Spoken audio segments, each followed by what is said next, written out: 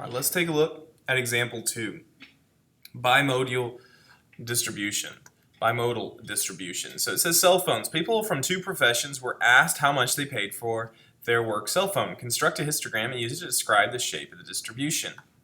And just one more time from example 1, we talked about 3 different shapes that you might see when we have a negative or left skewed distribution is when you have a tail going to the left.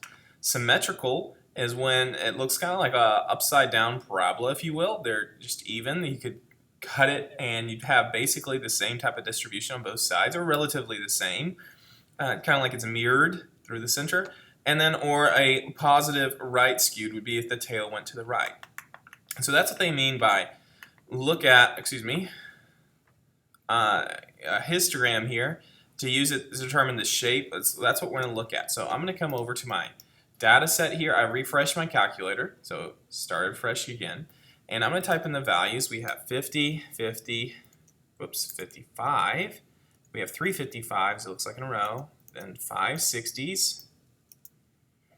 And then a 65, 70, 90, 95, 95, and then a whole bunch of 100s. Looks like 6 of them. And then 3 105s.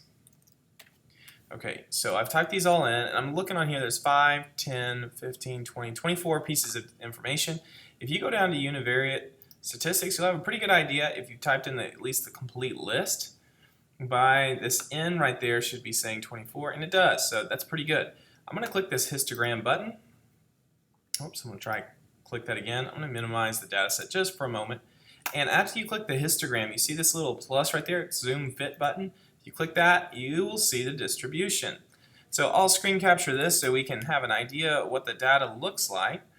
And the data looks like this, but this doesn't match any of our distributions we saw, or the when we were looking at how it could be the different, whether it be positively skewed, symmetrical, or negatively skewed, left skewed, right skewed. And when we looked at those pictures, this doesn't seem to match any of those.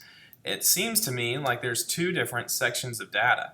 Here's one over here, here's one over on the right side. So this is what we call bimodal. It looks like two different symmetries, if you will. That's what we call bimodal. So we have a data set over here and a second data set. So I want to say like this first grouping, first group, and the second group is over here. So it looks like to me there's just 2 different groups. They don't connect together. It looks like they're 2 different, when it talks about cell phones, it looks like it's 2 totally different plans. They're not even related in that regard.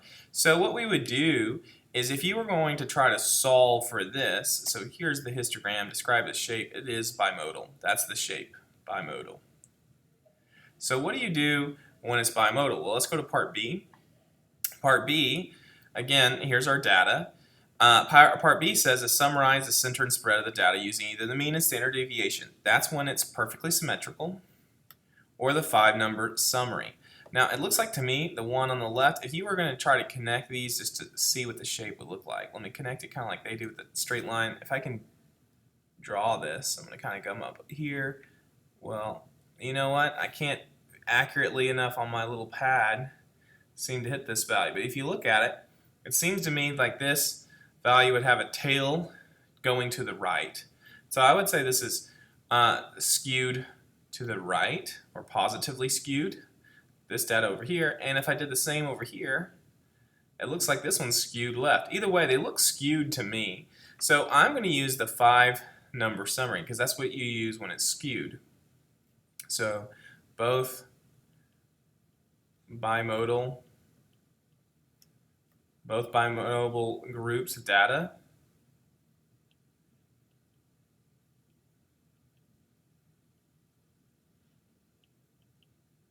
seem skewed. Since they both seem skewed to me, I will use the 5-number summary as opposed to the mean and standard deviation. But here's the deal. If you're going to do that, you need to do it for each set of data. So I'm going to, again, list this off. It's kind of like calling this the first group or the first data set. And then we'll come back and do this second data set over here. So how am I going to do that? Well, what I'm going to do is I'm going to come back to here, and I'm seeing that there's this break at 80, like somewhere around 80. So any of the values that were greater than 80, I'm going to remove from here. And so I'm just pressing the delete button is all I'm pressing. And so now I've deleted those values. I'm going to come back over here, and I'm going to look at my histogram. And for this first data set,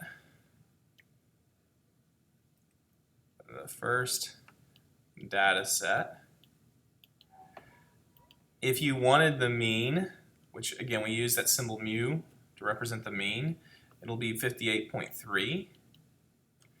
The standard deviation, which it takes the symbol sigma there, is 5.8. And I'm rounding, so honestly I shouldn't be doing these equal signs. I should be doing squiggly approximate signs. But those aren't that's the mean and standard deviation. We're not taking those. We're going to use the 5-number summary, which starts with the minimum, and then it has this interquartile, the median, and the max. Okay, so the values, I'm going to list them in red here. For the minimum for this data was 50. That was the smallest number we had. We had 50 listed twice using this histogram. It's 50 occurred 2 times. Quartile 1, that means the first 25% of values are 55 or less. So 25% of these values over here, which I think there's 12 of them. That means 4 of the values, so you can see 1, 2, and if you took 2 from here, 4 of the values are 55 or less. That's the first quartile. The median is literally like the middle value. On this one, since there's 12, it would be the value between 6 and 7 if you average them out, which this is just saying the median is 60, so they're probably both the 6th and 7th value are probably 60. Let's see it. 1, 2, 3, 4, 5, 6, 7. Yep, the average of these two. Now, why I said that is with 12, you have 6 in the first half, 6 up here in the first half, 6 in the bottom half. So the median would be the average of those two. That's where the calculator is getting its math, which average of 60 and 60 is 60. Quartile 3, that means the 75% of the values, 75% of the values are 60 or less. So again, that means if there's 12 values, 75%, 3 goes into that. I think I said 4 earlier. I was wrong. A quarter of 12 is 3. So the reason this Q1 is that 3 values are 55 or less. Quartile 3 means 9 values are 60 or less. 9 values. So 1, 2, there's 3 more, that's 5, that's 10, that's right. 9 values are 60 or less, and the maximum is 70. It means the highest value on here, that's 60, 65, 70. The highest value is 70. This would be the 5 summary. Oftentimes, we'll talk about the interquartile. The interquartile is what 50% of the values are in between Q1 and 60. So if you see like interquartile range, anything like that, that's talking about the interquartile range, which would be Q1 is less than or equal to X, which is less than or equal to Q2, is from 55 to 60. So oftentimes you'll see that. So I just want to make sure you're aware what that is. Okay, so now let's take a look at the second data set.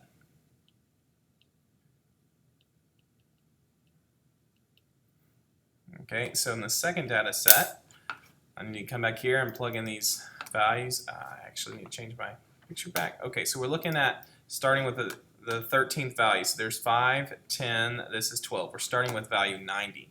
So I'll have 90, 95, 95, 100, 100, 100, 100, 100, 100, 105, 105, and 105. Okay, so now I have these 3 values. Okay, let's scroll down and see what we can learn about this one. Well, if we wanted to know the mean in the second group is 99.6 approximately. Let's go approximately 99.6. The standard deviation is approximately 4.5. Now for the interquartile range, the minimum is 90. The 5 summary, the minimum is 90. The interquartile means from Q1 to Q3. Okay, so Q1 is 97.5.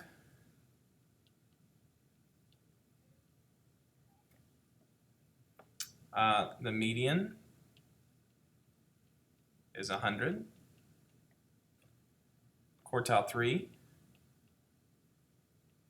is 102.5. And the max is 105.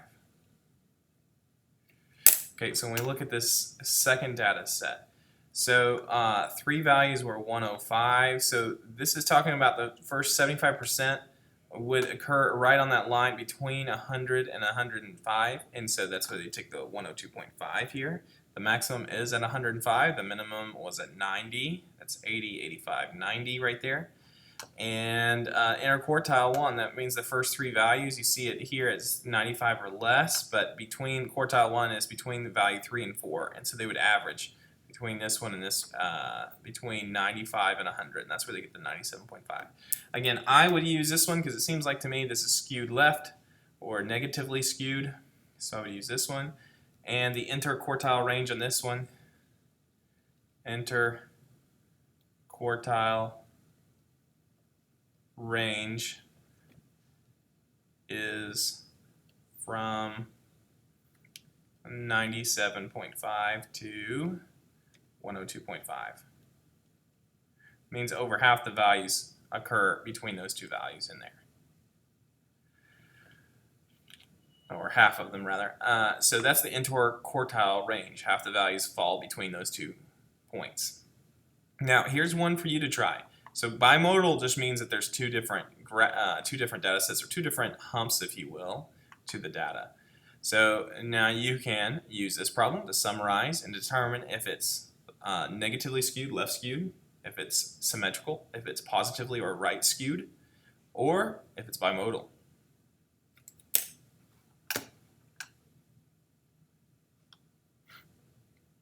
If you want to pause the video, get the data in, I will now go to the answer choices so you have those available to you. Just pause it if you need to. And here are your answer choices.